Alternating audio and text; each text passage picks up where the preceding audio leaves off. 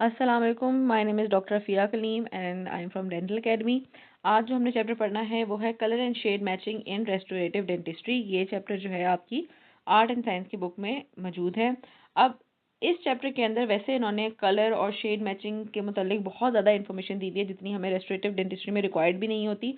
हम सिर्फ वो वाली बातें पढ़ेंगे जो कि हमारे लिए इंपॉर्टेंट हैं और जो कि क्वेश्चन में आ सकती हैं।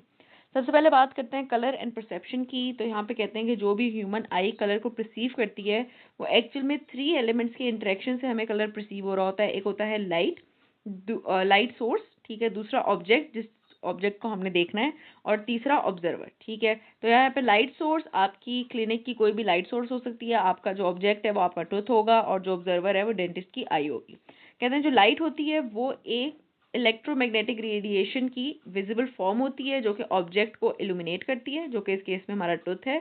और वो जो टूथ है, जो जो वो ऑब्जेक्ट है, वो जितनी लाइट को एब्जॉर्ब करेगा, ट्रांसमिट करेगा और रिफ्लेक्ट करेगा, उसके अकॉर्डिंगली जो ऑब्जर्वर होगा उसकी आई के ऊपर कोई भी कलर परसीव होगा, ठीक है। तो कोई भी जो ऑब्जेक्ट होता है वो लाइट के साथ क्या क्या कर सकता है, लाइट को सारा का सारा ऑब्जॉर्ब कर सकता है। अगर कोई ऑब्जेक्ट पूरी की पूरी लाइट को ऑब्जॉर्ब कर लेता है तो हमें वो ऑब्जेक्ट नज़र ही नहीं आएगा, ठीक है। अगर वो ऑब्जेक्ट पूरी की पूरी लाइट को रिफ्लेक्ट कर देता है तो हमें वो बहुत शाइन ब्राइट सा नज़र आएगा। और अगर वो लाइट को ट्रांसमिट करता है, मतलब उसके अंदर से लाइट पास होकर जाती है और रिफ्रैक्ट हो जाती है, उसका एंगल चेंज हो जाता है, तो हमें एक डिफरेंट कलर वो ऑब्जेक्ट जो है वो शो करवाएगा। तो इस 3 तरीकों से आपके मतलब इन 3 चीज़ों से मिलके आपको जो है कलर परसीव होता है। लेकिन जो कलर है वो काफ़ी एक सब्जेक्टिव सेंसेशन है, क्योंकि जब भी आपकी आईज़ के अंदर जाके वो लाइट पहुंचेगी, आपका जो ब्रेन है वो उस लाइट को इंटरप्रिटेट करेगा एंड देन उसके अकॉर्डिंगली आपका ब्रेन जो है वो आपको एक इमेज देगा, जो भी आपने इमेज देखी है, ठीक है। अब कलर विजन के अंदर बात करें तो कहते हैं आपकी आई के अंदर रेटिनल लेयर के अंदर 2 सेल्स होते हैं, 2 स्पेशलाइज्ड न्यूरॉन्स होते हैं, एक होता है रॉड और एक होता है कोन्स। ये दोनों फोटो रिसेप्टर्स हैं। जो रॉड्स हैं वो तब काम करती हैं जब आपकी जो लाइट लेवल है वो बहुत ही लो होता है, मतलब रॉड्स जो हैं वो डार्क में काम करती हैं। और रॉड्स जो हैं वो आपको किसी भी ऑब्जेक्ट का ग्रे स्केल पे बताती हैं कि वो किस तरीके का ऑब्जेक्ट है। मतलब अगर अंधेरे में आपको कोई चीज़ नज़र आ रही है तो वो रॉड्स की वजह से नज़र आ रही है, और वो आपको ग्रे शेप में बता देगा, ग्रे कलर में शेप दिखा देगा ऑब्जेक्ट की, ठीक है। जब भी लाइट ज़्यादा होती है तो आपकी जो रॉड्स हैं वो इनएक्टिव हो जाती हैं। दूसरे आपके न्यूरॉन्स आते हैं कोन्स। कोन्स जो है वो तब काम करती हैं जब लाइट जो है काफ़ी ब्राइट होती है, और ये जो है आपको एक्चुअल में कलर दिखा रही होती हैं किसी भी ऑब्जेक्ट का, ठीक है। तो जब भी लाइट ज़्यादा होगी तो आपको जो हाई एक्विटी कलर विजन नज़र आ रहा होता है, मतलब डिफरेंट कलर की चीज़ें नज़र आ रही होती हैं, वो कोन्स की वजह से नज़र आ रही होती हैं। अच्छा, अब जो कोन्स होते हैं वो भी 3 टाइप के होते हैं, जो कि 3 डिफरेंट वेवलेंथ्स पे ऑपरेट कर रहे होते हैं। एक जो कोन है वो सिर्फ ब्लू कलर को ऑब्जर्व करती है, दूसरी ग्रीन को और तीसरी रेड को, ठीक है। बस इतनी इसके अंदर हमने बात देख ली। अच्छा, नेक्स्ट बात करते हैं कलर डेफिशिएंसी। को इतना खास इंपॉर्टेंट टॉपिक नहीं है। कहते हैं किसी भी कोन के अंदर अगर आपकी वीकनेस आ जाए या कोई कोन आपकी एब्सेंट हो तो आपको कलर डेफिशिएंसी हो जाएगी। अकॉर्डिंगली जौन सी भी कोन्स आपकी वीक होंगी उसके अकॉर्डिंगली आपको वो कलर जो है नहीं दिखाई देगा। इसी के अंदर आपकी कलर ब्लाइंडनेस भी आ जाती है, ठीक है, जो कि इसलिए इंपॉर्टेंट है यहाँ पे कि अगर कोई क्लिनिशियन कोई डेंटिस्ट कलर ब्लाइंड होगा तो उसके लिए कलर मैचिंग जो है वो थोड़ी सी डिफिकल्ट हो जाएगी। नेक्स्ट हम बात करते हैं कलर डायमेंशंस की। अच्छा, ये अब इंपॉर्टेंट टॉपिक है, हम डेंटिस्ट्री में पहले भी पढ़ते आ रहे होते हैं। कलर की जो है वो 3 आपकी डायमेंशंस होती हैं, ठीक है। एक है सबसे पहले ह्यू।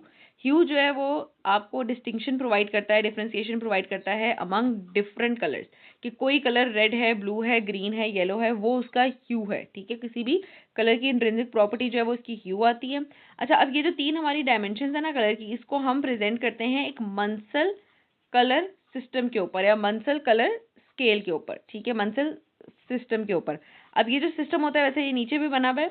अब ह्यू जो इसके अंदर अरेंज्ड होता है ना इस सिस्टम के अंदर, वो कंसेंट्रिक सर्कल्स में अरेंज्ड होता है। इसको हम नीचे देख के समझ लेते हैं। ये एक मंसल सिस्टम है। अब जो भी किसी भी कलर का ह्यू है वो एक सर्कुलर सिस्टम में अरेंज्ड है, येलो, ग्रीन, ब्लू, ठीक है, इस तरीके से सर्कल में अरेंज्ड है। नेक्स्ट हमारे पास आती है कलर की वैल्यू। वैल्यू जो है वो किसी भी ह्यू की लाइटनेस या डार्कनेस को प्रेजेंट कर रही होती है, ठीक है। कोई कलर कितना लाइट है और कोई कलर कितना डार्क है वो उसकी ह्यू में आ रहा होता है, और ये आपकी मंसल स्केल के अंदर वर्टिकल स्केल के ऊपर प्रेजेंट होता है। जो वैल्यू होता है ऊपर से लेके नीचे तक, जितना आप ऊपर जाते जाएंगे आपको उस कलर की लाइटनेस शेड आते जाएंगे, जितना आप नीचे जाते जाएंगे आपको उस कलर के डार्कर शेड मिलते चले जाएंगे। तो वैल्यू हो गई जो कि आपकी कलर की डार्कनेस और ब्राइटनेस को बता रही होती है। लास्ट आती है हमारे पास क्रोमा। क्रोमा जो है वो हमारी डिग्री ऑफ सेचुरेशन या degree of intensity of a colour होती है, ठीक है। अब ये भी आपके सर्कुलरली ही अरेंज्ड होती है और ये आपके वर्टिकल स्केल से दूर होती जा रही होती है, ठीक है। इसको हमने किस तरीके से प्रेजेंट किया हुआ है, कहते हैं ये किस तरीके से अरेंज्ड है, कहते हैं एक क्रोमेटिक वर्टिकल एक्सिस से जितना फार्दर अवे होगा आपका क्रोमा, वो आपका क्रोमा उतना स्ट्रांग होता चला जाएगा, उतना इंटेंस होता चला जाएगा, उतनी इंटेंसिटी उतनी स्ट्रेंथ आपके उस कलर की बढ़ती चली जाएगी। जैसे यहाँ पे दिखा रहे हैं कि ये ग्रीन जो है जितना आपके वर्टिकल एक्सिस से दूर है उतना स्ट्रांग है, और जितना ये वैल्यू आपकी एक्सिस के करीब होगी उतना जो आपका क्रोमा है, उतना जो आपका कलर है वो वीकर होगा और पेलर होगा, ठीक है। अच्छा, अब इसमें एग्जांपल अगर हम टूथ से देखें तो कहते हैं टूथ का जो सर्वाइकल रीजन होता है वो काफी ज्यादा रेडर होता है और वो ज्यादा येलोअर अपीयरेंस दे रहा होता है, यानी कि वो एक ज्यादा क्रोमेटिक रीजन है, यानी कि वहां पे जो क्रोमा होता है वो ज्यादा इंटेंस होता है एज कम्पेयर टू जो आपके टूथ का जो इंसाइजल रीजन होता है, वहां पे कलर जो है थोड़ा सा लाइटर होता है, और वहां का जो टूथ का कलर होता है उसका हम कह सकते हैं कि उसका क्रोमा जो है वो लाइटर है, ठीक है। बस ये हमने टूथ की एग्जाम्पल से यहाँ पे ये बात देख ली। अच्छा, नेक्स्ट जो फिर हमारा इसके अंदर टॉपिक पढ़ने वाला है वो है colour and appearance of teeth and dental materials. अब इसके अंदर जो पहली बात जो आती है वो कहते हैं कि जो आपके जो टीथ का जो कलर है वो काफ़ी एक पॉलीक्रोमैटिक कलर होता है, यानी कि पॉलीक्रोमैटिक से मतलब हुआ यानी कि मल्टीपल कलर्स के शेड्स जो है आपके टीथ के अंदर आ रहे होते हैं, और टीथ कि जो आपके आई के अंदर जो परसेप्शन होती है कलर की वो एक काफ़ी एक कॉम्प्लेक्स मैकेनिज्म से इस्टेब्लिश हो रही होती है, क्योंकि ये काफ़ी डिफरेंट रीजन में टीथ का जो कलर है वो चेंज होता जा रहा होता है, ठीक है। इसमें कहते हैं जो टीथ का जो कलर है वो हम उसके 3 रीजन पे मेनली स्टडी करते हैं, उसके सर्वाइकल पोर्शन पे, उसके मिडिल पोर्शन पे और उसके इंसाइजल पोर्शन पे। अच्छा, नेक्स्ट बात करते हैं डेंटिन की। कहते हैं जो टूथ का जो मेजर कलर है वो आपको डेंटिन की वजह से दिखाई दे रहा होता है, ठीक है। सिग्निफिकेंटली कहते हैं कंट्रीब्यूट करता है डेंटिन आपके मेजर टूथ कलर के अंदर।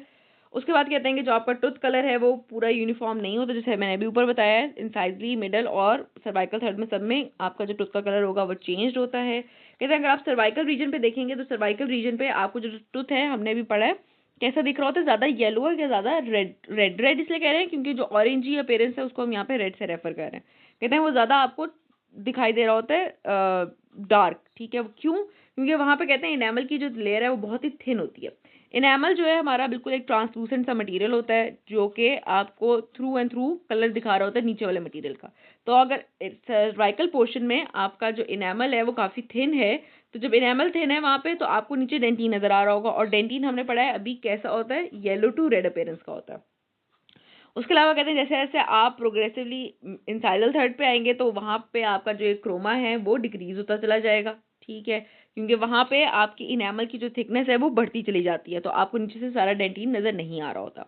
उसके अलावा कहते हैं dentin is also the primary source of tooth fluorescence. Fluorescence क्या सी प्रॉपर्टी होती है? फ्लोरेसेंस का मतलब होता है कि कोई भी ऑब्जेक्ट लाइट को रिफ्लेक्ट करे जब भी उसके ऊपर कोई हाई रेडिएशन की लाइट है, यानी कि अगर दांतों के ऊपर यूवी लाइट आए तो दांत जो हैं वो रिफ्लेक्ट करते हैं, ठीक है।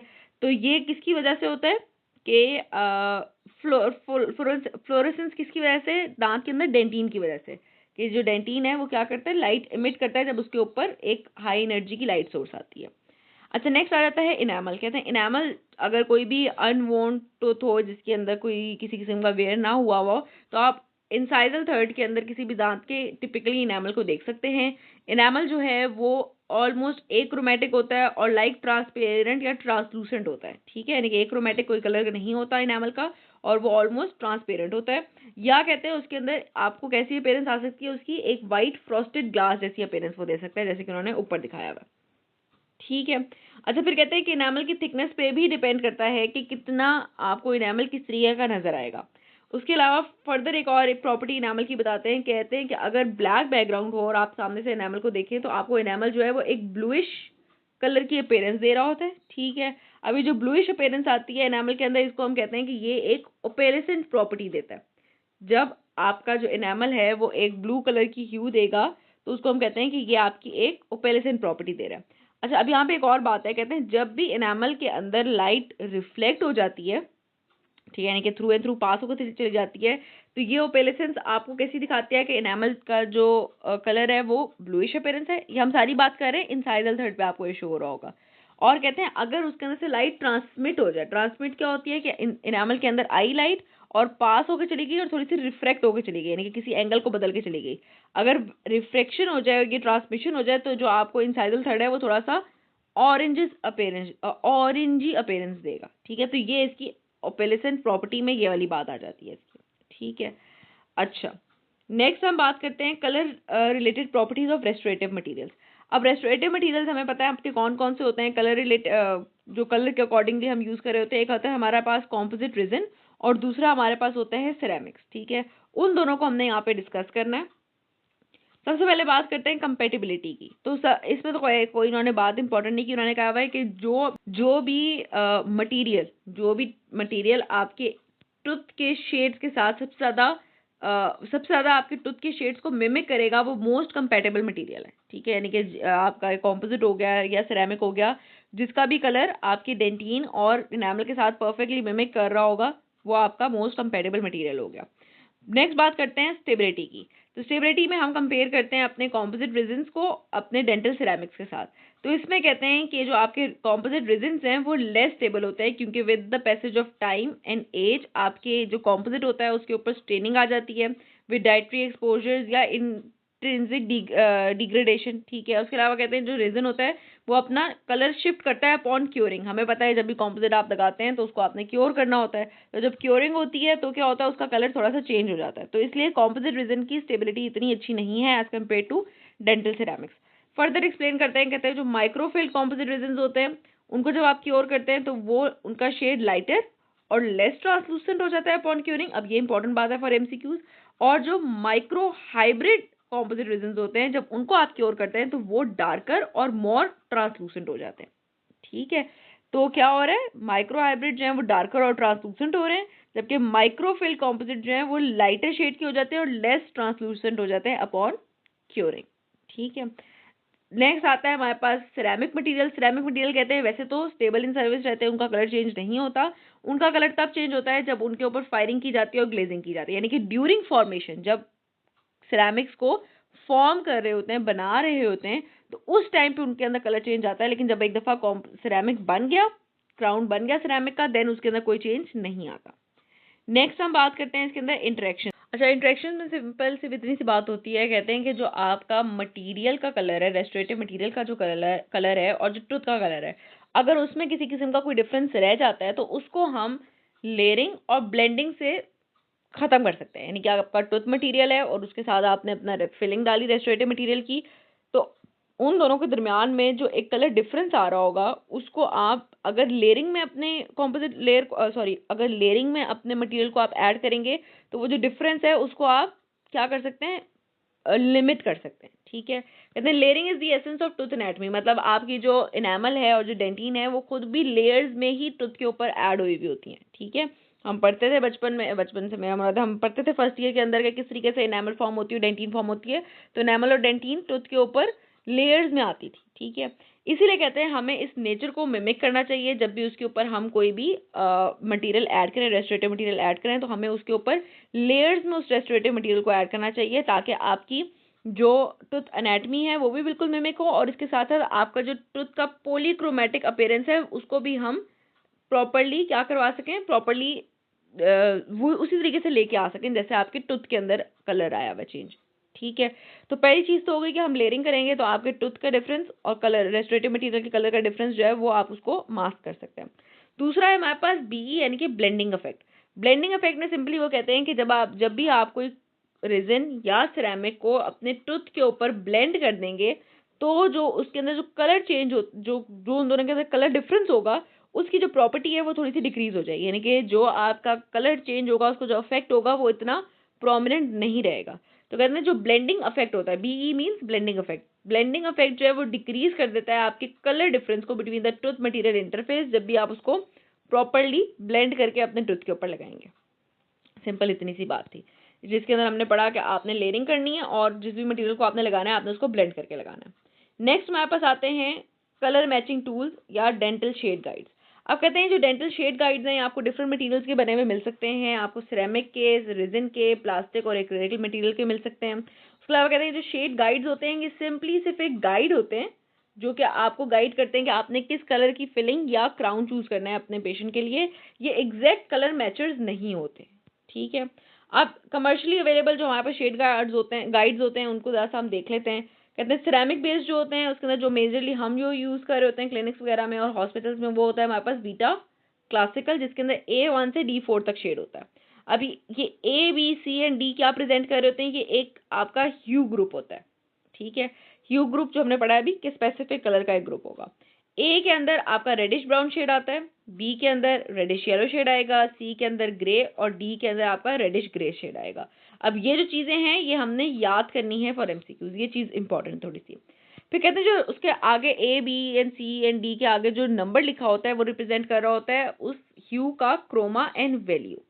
तो 1 का मतलब होता है लोएस्ट क्रोमा या लाइटेस्ट वैल्यू वाला कलर, यानी कि बिल्कुल लाइटर होगा, और 4 का मतलब होता है हाईएस्ट क्रोमा, ठीक है। अब इसी के अंदर देखें तो कहते हैं जो B1 होता है वो हमारा लीस्ट क्रोमेटिक या लाइटेस्ट टूथ कलर होता है, जो कि असल में ऐसा ही होता है कि जो आपका B1 शेड होता है वो सबसे लाइटर यानी कि सबसे वाइटर टूथ का शेड होता है, क्योंकि B रिप्रेजेंट करता है रेडिश येलो को, जो कि रेडिश ब्राउन से ऑफ कोर्स एक हल्का ह्यू है, लाइटर ह्यू है, और 1 रिप्रेजेंट करता है लीस्ट क्रोमा, लीस्ट इंटेंसिटी। तो B1 जो है हमारा सबसे लाइटर टूथ शेड होता है, ठीक है। अच्छा, नीचे आ जाते हैं। तो अब इसके अंदर कहते हैं कि आपने किस तरीके से सिलेक्ट करना होता है कि ऑब्जर्वर जो है most chromatic portion of the patient tooth के ऊपर अपना ये शेड गाइड का टूथ रख के, मॉडल रख के वहां से अपने कलर मैचिंग करता है। तो मोस्ट क्रोमेटिक पोर्शन कौन सा होता है पेशेंट के टूथ का? उसका सर्वाइकल पोर्शन, ठीक है। वहां से रख के आपने इसको कलर को अपने सेलेक्ट करना होता है। अच्छा, प्लस कहते हैं ये जो वैल्यू स्केल है तब भी आपके लिए हेल्पफुल होता है जब आप ब्लीचिंग करते हैं, यानी कि जब व्हाइटनिंग करते हैं तो व्हाइटनिंग का इफेक्ट देखने के लिए, ये कितना इफेक्ट आया है व्हाइटनिंग का, उससे भी आप अपने शेड गाइड से मैच करते हैं कि आप 2 से 3 शेड्स, हम मोस्टली पेशेंट्स को कह रहे होते हैं कि आप लाइटर हो जाएंगे। मतलब होता है कि अगर आप फॉर एग्जाम्पल आप B2 पे हैं या B3 पे हैं तो आप A3 पे आ जाएंगे या A2 पे आ जाएंगे, तो मतलब आप 2 से 3 शेड्स पीछे आ रहे होते हैं, ठीक है। तो ये वैल्यू स्केल तब भी इंपॉर्टेंट है जब आपने ब्लीचिंग करनी है। नेक्स्ट हमारे पास आता है Vita 3D master shade guide, ठीक है। ये हम इतना डिटेल में नहीं पढ़ेंगे, सिंपली इसमें बस कहते हैं कि इसके अंदर आपके पास wider range and more uniform colour differences आते हैं, ठीक है। जो हमारा क्लासिकल था उसके अंदर सिर्फ इतने ही थे, A1 से लेके A4 तक, और उसके अलावा फिर आपने A B and C and D हैं। लेकिन ये जो मास्टर शेड गाइड है इसके अंदर बहुत सारे टैब्स होते हैं, बहुत सारे कलर आते हैं, और सब कलर्स के दरमियान में ज़्यादा यूनिफॉर्म चेंज आ रहा होता है, ठीक है। तो ये इसकी बात हो गई। नीचे देख लेते हैं, ये वीटा क्लासिकल 1 है जो कि हमारे पास मोस्टली क्लिनिक्स में प्रेजेंट होता है, ठीक है।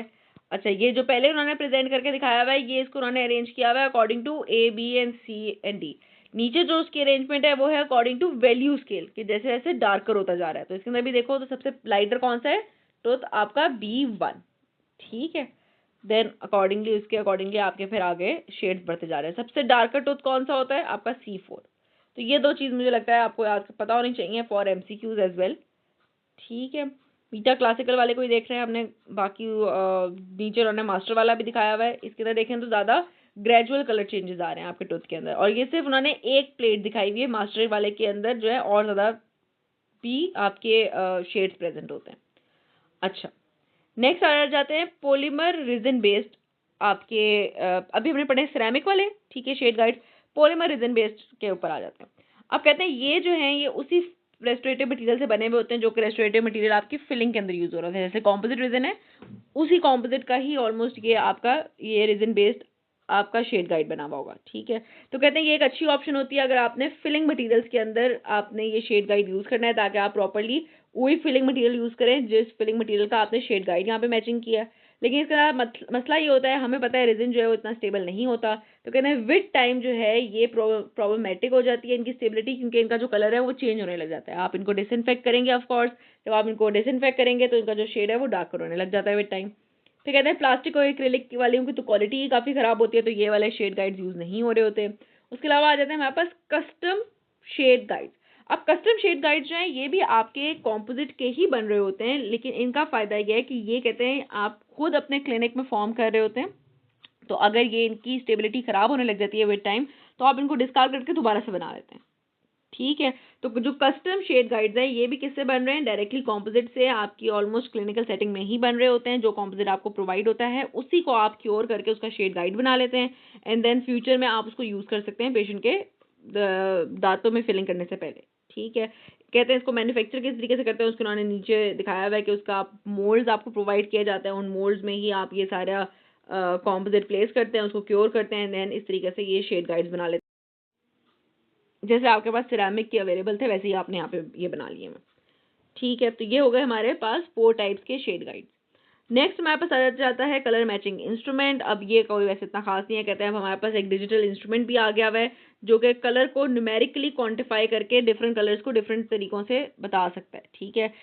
वैसे तो हमें पता है कि कलर जो है वो एक सब्जेक्टिव क्वालिटी है, क्योंकि आपको जैसा दिखेगा आप उसको एक्सप्लेन करेंगे, लेकिन अब उसको ऑब्जेक्टिफाई करने के लिए हमारे पास ये एक ऑब्जेक्ट आ गया हुआ है। ठीक है। जो कि क्या करता है, आपको आप उसको सिंपली टूथ के ऊपर रखेंगे, वो बता देगा अच्छा इसका शेड कौन सा है। अब चूंकि ये वीटा वाली कंपनियों का ये है, तो कहते हैं वो वीटा के अकॉर्डिंगली ही बताता है कि आपका ये जो टूथ का शेड है ये A1 है, A2 है, A3 है, जो भी है। ठीक है। इसका नाम जो है वो है स्पेक्ट्रोफोटोमीटर। ठीक है। और वीटा की कंपनी से है तो इसको हम कह रहे हैं वीटा इजी शेड। इतना इंपॉर्टेंट बात नहीं थी ये, लेकिन बस ये यहाँ पे उन्होंने इस एक इंस्ट्रूमेंट का भी बता दिया हुआ है। नीचे डेंटल फोटोग्राफी हमने नहीं पढ़नी। अच्छा, लास्ट टॉपिक फिर इस चैप्टर का हमारे पास आ जाता है जो कि है विजुअल शेड मैचिंग मेथड। किस तरीके से आपने शेड मैचिंग अपने क्लिनिक में करनी है। तो 3 हमारे पास इसके प्री शेड मैचिंग स्टेप्स होते हैं और 5 जिसमें हमने शेड सेलेक्ट करने होते हैं उसके स्टेप्स होते हैं। तो जो प्री शेड मैचिंग स्टेप्स हैं, सबसे पहले तो है चेक कलर विजन। जिस डेंटिस्ट ने शेड मैचिंग करनी है आपने देख लेना है कि उस डेंटिस्ट की किसी किस्म की कोई कलर डेफिशिएंसीज वगैरह तो नहीं है। ठीक है। उसका विजन ठीक होगा तो ही वो प्रॉपर शेड को सिलेक्ट कर पाएगा। तो पहली बात हो गई, आपने उस पेशेंट डेंटिस्ट का कलर विजन चेक करवा लिया। नेक्स्ट आता है यूज कलर करेक्टेड लाइटिंग, यानी कि जिस रूम में बैठ के आपने शेड सेलेक्ट करना है क्लिनिकल सेटिंग के अंदर, वहाँ पे प्रॉपर लाइट सोर्स होनी चाहिए, और लाइट सोर्स भी ऐसी होनी चाहिए जो कि आपकी नेचुरल लाइट को मिमिक करती हो। ठीक है। ताकि आपका जो बेस्ट पॉसिबल मैचिंग है वो पॉसिबल हो सके। कोई बहुत ज़्यादा कूल कलर की लाइटनिंग नहीं रखनी और कोई बहुत ज़्यादा डार्क कलर की लाइटनिंग नहीं रखनी। सिंपल, इसमें बस इतनी सी बात थी। नेक्स्ट हमारे पास आ जाता है control the surrounding. Control the surrounding के अंदर मतलब ये है कि आपका सराउंडिंग जो है, जिस जगह पे आप बैठ के कलर को सिलेक्ट कर रहे हैं, वहाँ पे कोई बहुत ज़्यादा डार्क कलर के ऑब्जेक्ट्स कलर्स नहीं होने चाहिए। ठीक है। कहते हैं आपको जो सराउंडिंग का कलर है वो भी आपकी कलर के ऑब्जेक्ट के कलर को क्या करता है, उसको इन्फ्लुएंस करता है। ठीक है। आपकी जो कलर की परसेप्शन होती है उसको वो इन्फ्लुएंस करता है। तो आपकी सराउंडिंग के कलर्स को आपने देख लेना है। कहते हैं अगर किसी किस्म का जो भी आपका ट्रायल रूम है वहाँ पे जो पेंटिंग्स होनी चाहिए, सराउंडिंग की वॉल होनी चाहिए, या तो वो वाइट हो सिंपल, या तो वो ग्रे हो।